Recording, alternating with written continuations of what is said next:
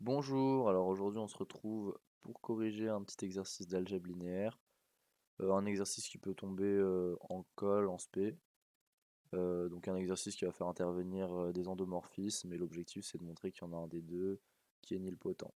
Voilà, allez on attaque. Alors nous on nous donne la relation g rond f moins f rond g égale alpha f. Alors juste j'ai fait une petite erreur dans l'énoncé, alpha appartient à R privé de 0 et n'appartient pas à 0 parce que sinon ça n'a pas trop de sens. Donc, première question, il va falloir qu'on calcule les phi de f puissance k. Donc ce qu'on peut essayer de faire déjà, c'est de le calculer pour des petites valeurs. Donc si k égale 0, on va avoir du coup phi phi de identité, qui va être égal à g rond identité moins du coup identité rond g, qui va juste nous donner g moins g égale 0. Alors pour k égale 1, du coup on va avoir phi de f qui va nous donner g rond f moins f rond g. Donc par la relation qu'on a juste au-dessus, ça c'est juste alpha f. Pour le moment c'est un petit peu dur de conjecturer quelque chose. On peut essayer de tester avec 2, sauf que à 2 ça va bloquer parce que on n'a pas vraiment d'idée de quoi faire de cette expression.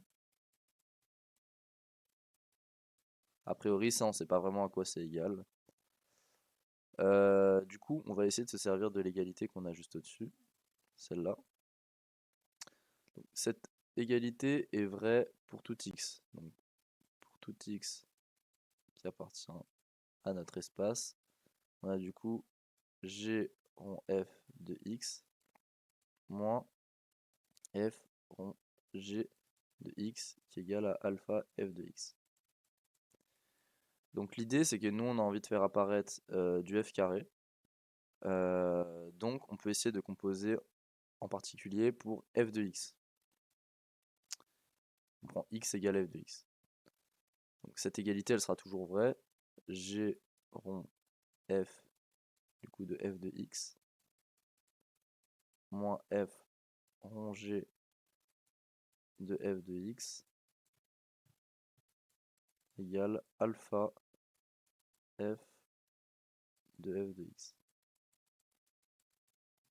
Voilà. Ok, sauf que a priori là on n'a toujours pas l'expression de phi de f au carré. Parce que du coup là ce qu'on a c'est du g rond f carré de x, donc ça c'est bien. Mais là on a toujours du f rond g de f de x. A priori on peut pas commuter le g et le f de x ici. Alpha f carré de x. Donc là le seul truc qui nous pose souci, c'est là on a du f carré et là on a ce terme là.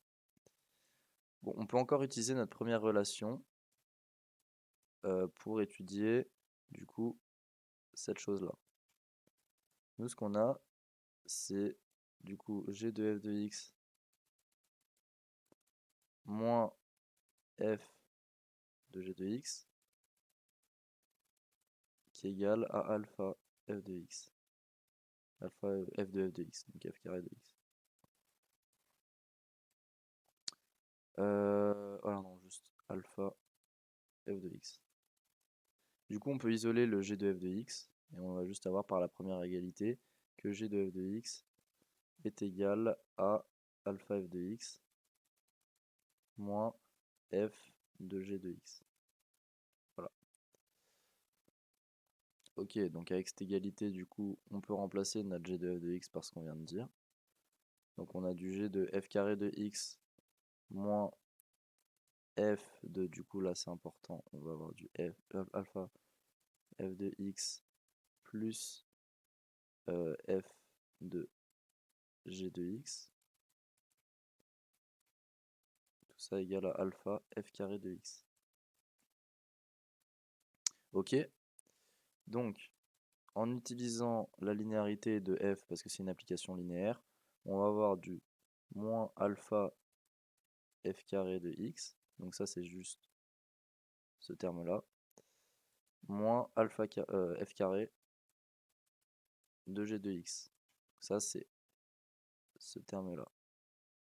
Il donne alpha, oula, de f carré de x. Ok, donc c'est parfait ça, parce que du coup, on retrouve l'expression de phi de f carré. Parce que là, du coup, on a du moins f carré rond g de x. Donc ça, c'est juste ce terme-là. Et lui, on le change de côté. Du coup, on a égal 2 alpha f carré de x. Du coup, ça, c'est bien égal à phi de f carré. Du coup, si on revient pour k égale 2, on a juste que ça va nous donner 2 alpha f carré. Ok, mais là du coup avec ces trois égalités, on peut peut-être essayer de conjecturer un truc qu'on va démontrer par récurrence. C'est que phi de f puissance k, on peut supposer que ça va être égal à k alpha f de k. Ok, donc l'hypothèse qu'on va trouver, du coup, qu'on va conjecturer, ça va être celle-là. En fait, ce qu'on essaye de montrer, c'est que pour tout n, phi de f puissance n égale n alpha f puissance n. Donc, on va démontrer ça par récurrence. Juste l'initialisation, on va pas la faire parce que bah, du coup, c'est ce qu'on a fait pour k égale 0. Et l'hérédité, on va la faire, mais rapidement, parce qu'en fait, ça va être le même raisonnement que quand on a testé pour k égale 2. Donc, on va supposer que c'est vrai. Alors, donc là, on a déjà fixé notre n. Supposons que Pn-1 vrai. Du coup, on a phi de Fn-1, donc c'est-à-dire G rond Fn-1 moins Fn-1 rond G qui est égal à n-1 alpha Fn-1. Donc, nous, on a notre égalité au-dessus, qui est vraie pour tout x. Donc, en l'occurrence, on va la tester pour f de x. Donc, pour tout x appartenant à E,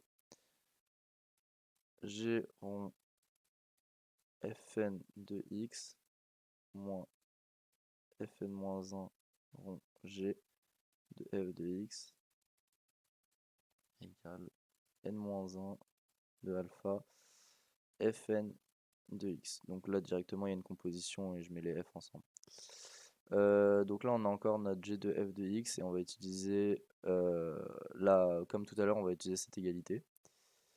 Donc on a du g rond Fn de x moins Fn-1 du coup de f rond g de x plus alpha f de x égale n-1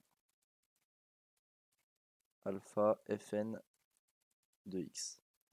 Donc oui, c'est le même raisonnement qu'on a fait juste avant. Et là, on va se retrouver du coup avec phi de f de fn. Bon, juste, on va sauter une étape, mais on va utiliser du coup la linéarité de fn moins 1. Et on va changer de côté le terme moins fn, enfin moins alpha fn de x. Du coup, le deuxième terme, celui-là. On va le changer de côté pour directement avoir notre n alpha f de n de l'autre côté. Et de ce côté, on aura bien notre phi de n. Donc moins, du coup, ce terme-là, fn de g de x égale n alpha fn de x. Donc ça, c'est bien phi de fn. Voilà. Donc ce raisonnement, c'est a priori le même qu'on a utilisé juste avant pour f carré. Donc si vous l'avez pas très bien compris, je vous conseille de le refaire chez vous tout seul. Mais voilà, c'est pas très dur. Ok, du coup là on a pu faire notre question 1. Donc phi de f de k, on a montré que c'était égal à k alpha f puissance k. Et on va se servir de cette question du coup pour montrer que f est nilpotente. Donc on va supposer par l'absurde que pour tout k appartenant à n, f puissance k est différent de 0. Et du coup, en servant de la question d'avant, étant donné que fk bah, c'est un vecteur qui est différent de 0, ça nous donne que k alpha est une valeur propre. Donc k alpha appartient au spectre de f. Pour tout k qui appartient à n. Donc ça, qu'est-ce que ça veut dire? Ça veut dire que alpha n est inclus dans le spectre de f. Mais ce qu'on sait, c'est que le cardinal de notre spectre, donc le nombre d'éléments qu'il y a dans le spectre, il est majoré par la dimension de E. Sauf que E est de dimension finie. Donc un n qui appartient au naturel. Et là, on a montré qu'il y avait une infinité d'éléments dans le spectre. Donc là, on obtient une absurdité. On a obtenu une absurdité en supposant que pour tout cas, f puissance k était différent de 0.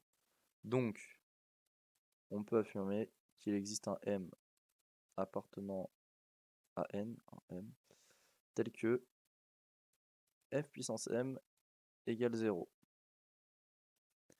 Voilà donc un exercice qui a priori sans indication n'est pas forcément évident, mais avec les questions guidées ça se passe un peu mieux et c'est faisable. Donc s'il y a des parties que vous n'avez pas trop compris, n'hésitez pas à me dire. Et s'il y a des exercices que vous voulez que je corrige, n'hésitez pas à m'envoyer et bah, je regarderai pour les faire. Alors je vous dis bonne journée, au revoir.